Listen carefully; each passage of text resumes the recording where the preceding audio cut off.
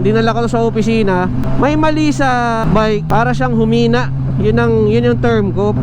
So hindi ko ngayon tuloy matukoy kung noon pa to putol o recently lang. Kung isa lang ang gumagawa, patay tayo dyan. Hindi natin alam kung anong mangyayari. Uwi ba tayong luhaan?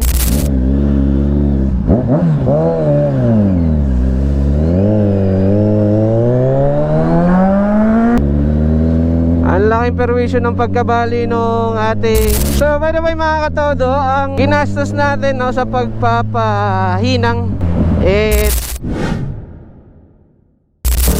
what is up mga katodo? So ayan no, kita nyo ba yan? Putol na putol. So punta tayong Orion ngayon, ipagawa natin to. Tingnan natin kung may warranty pa. Sana meron.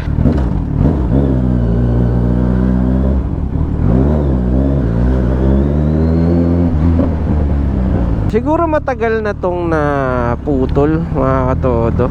Matagal nang nagkasungaw, matagal nang natanggal yung kanyang pagkahinang, hindi lang entirely nabali. Sa gaming tayo ngayon guys. Hi! Alam nyo, paano ko nalaman na naputol na?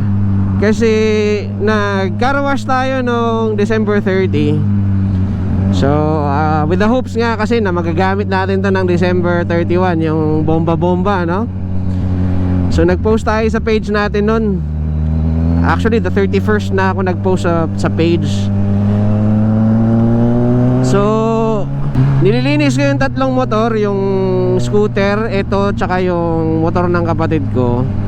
Nung nakita ko na parang maalog yung muffler, sabi ko bakit maalog to? As far as I know, as far as I can remember, hindi naman to maalog, fix naman to. Kasi yung bracket. And then nung ginalaw ko na, ayun na, doon ko nakita, naputol talaga mismo sa may pagkahinang, no? So hindi siya putol na napuwersa, putol siya na part siya nung pagkahinang nung paikot. Hindi ko alam guys kung paano ko i-assess yan, pero the way I looked at it,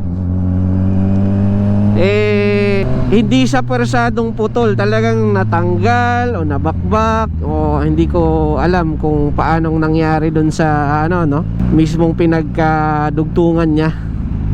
But anyway, punta tayong Orion ngayon. Papatignan natin. Yesterday kasi January 2, sarado sila. So ngayon pa daw yung resume nila. Actually wala akong nakausap sa phone pati sa messenger, no? Pero good enough at nag-comment tayo doon sa isang post nila. Nag-reply naman sila na today bukas sila, resume nila. So ang hinuhope natin ngayon, sana hindi ganun kalaki ang babayaran, or sana covered pa siya ng warranty, no? Kasi kung makikita nyo talaga, yan papakita ko, hindi naman siya naapakan or na tinamaan ng kung ano or na tinayuan, wala. Yung putol niya talaga mismong doon sa pinagkabitan or pinaghinangan. Okay guys, putol, oh. Kita nyo yan, ayan, oh. Putol yung link pipe natin guys. Ay, hindi ko alam kung bakit, pero kita nyo. Kaya pala, feeling ko parang sungaw, tsaka humina yung pipe natin. So, ayun. Ngayon, hindi tayo makakabuelo-buelo masyado. Natatakot ako, baka malaglag yung pipe, eh. Although, good thing din na walang masyadong traffic, no?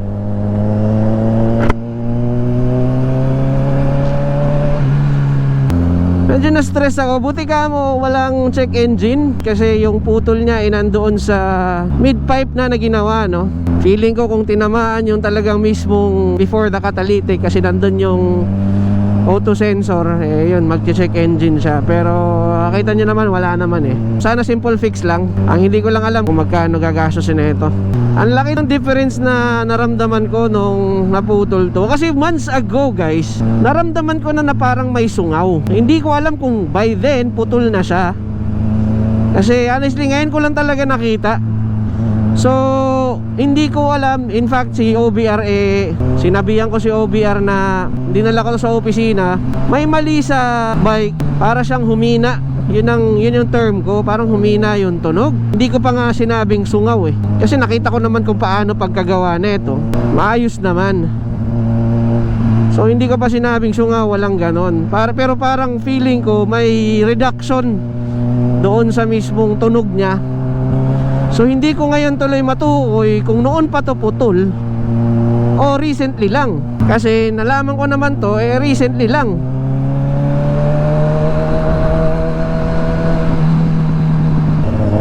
Hindi ko alam kung nadidetermine nyo sa tunog guys nang naririnig nyo ngayon sa camera, no?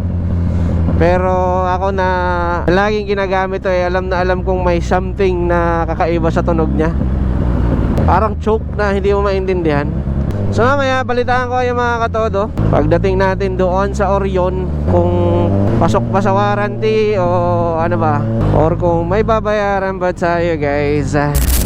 Alright guys, nandito na tayo sa Camias Street. Hanapin na lang natin ang Orion.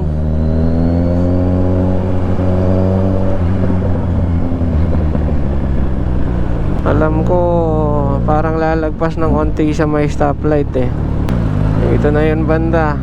Medyo mahirap kasing kabisaduhin yun. Ito na guys Ayan na. Yung Ninja 1000 SX din Mukhang isa lang ang gumagawa. Patay tayo dyan. Sige mga katodo, at makipag-transaction muna tayo dito. Hindi natin alam kung anong mangyayari. Uwi ba tayong luhaan? Ay, naka Ninja 1000 din. Nice. Morning sir. So what's up mga katodo? Ayan na, nahinang na guys. Naidugtong na. So sana maging okay na to. So far hindi na siya maalog. All goods na. Ang problema natin nung nakaraan yung backfire, no? So let's see kung mabawasan ba ang backfire. Buo na ulit ang tunog niya guys.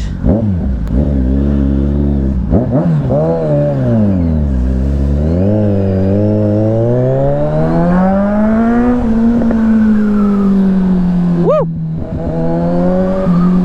O diba? Mas onti ang backfire nung nasulda. Ang laking perwisyo ng pagkabali nung ating mid-pipe. At least ngayon okay na. Woo! O diba? Menos backfire na talaga.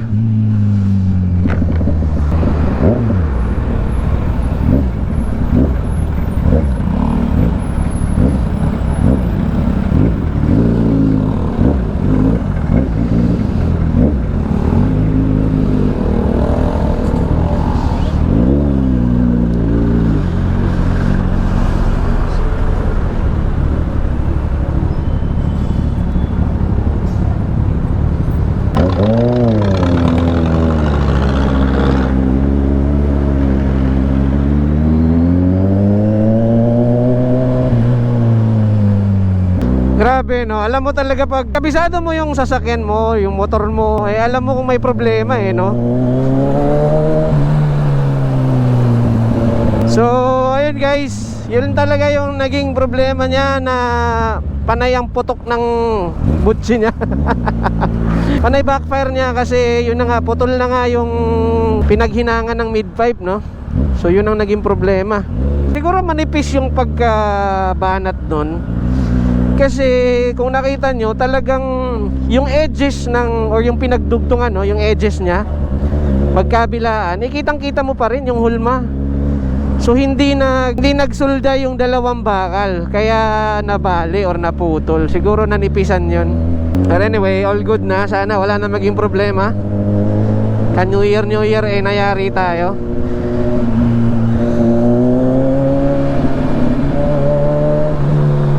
Alright, so sa inabot natin mga katodo, pero bago yan, bomba muna tayo. O, diba? Iba na yung tunog niya. Buo na siya uli. So by the way mga katodo, ang ginastos natin no, sa pagpapahinang 350 pesos lang naman. So pwede na. Kasi wala na yung warranty card natin, hindi natin nadala. Wala namang problema sa mismong pipe or sa mismong mid pipe. Ang nagka-problema ay yung pagdudugtong ng mid pipe. Kanina napakaluwang pa dito guys, ngayon hindi na guys. Siguro guys, yun din yung dahilan kung bakit namamatay-matayan tayo. Kung naalala nyo sa mga vlogs natin, may mga sinabi ako doon na biglang namamatay siya pag kumakambyo tayo. Siguro dahil doon kasi parang excessive na yung pagka-open pipe niya. Wala na siyang iba pang mga, wala na siyang ibang mapuntahan. Rekta na agad kasi hindi na siya sumasabat. Sana na-correct yung problema na ganun, no? Sana yun lang yun. Kasi nagtataka talaga ako, bakit ganun? Para sa mga tropa nating mga nakamotor, no, mag-ingat kayo sa pagtawid dito guys. Ito, make sure tumingin kayo na walang bus or sasakyan, kasi malabo yung area na yan eh. Kasi dito papuntang Pasig, dito patawid, dito dadaan yung bus. Nung nakaraan merong nadisgrasya dyan kasi biglang lumiko, motor taxi rider, no? Hindi niya napansin ata, nalito sa, yun nga, sa ganong eksena doon. May bus. So alam ko napuruhan yung sakay niya eh. Siya okay lang, pero yung sakay niya napuruhan. So mag-ingat tayo dun sa junction na yun. Hindi ko alam kung anong tamang tawag dun. Mag-ingat tayong lahat. Natagalan tayo ng onti. Yung pagkagawa guys, wala pang 15 minutes. Natagalan tayo ng onti kasi akala nila cut delete yung gagawin. Hindi nila napansin, hindi na ako narinig na sulda lang yon kasi naputol yung mid pipe.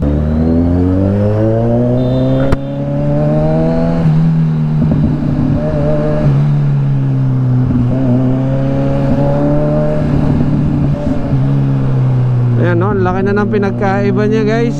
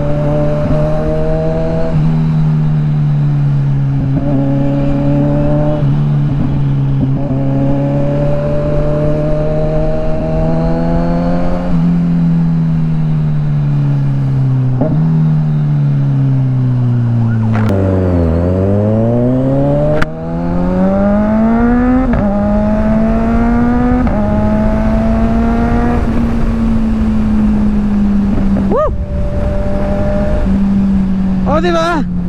Sobrang laki pinagkaiba guys.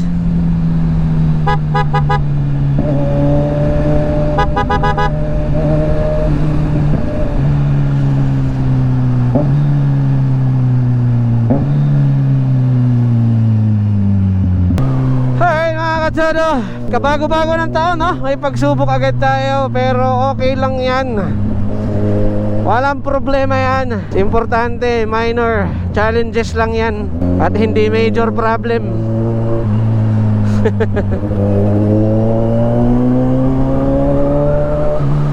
Thank you so much sa pagsama ninyo today mga katodo. And Happy New Year sa ating lahat, no? At tres pa lang ngayon ng January. And in the next few days, balik sa bakbakan na naman tayo for the next 362 days.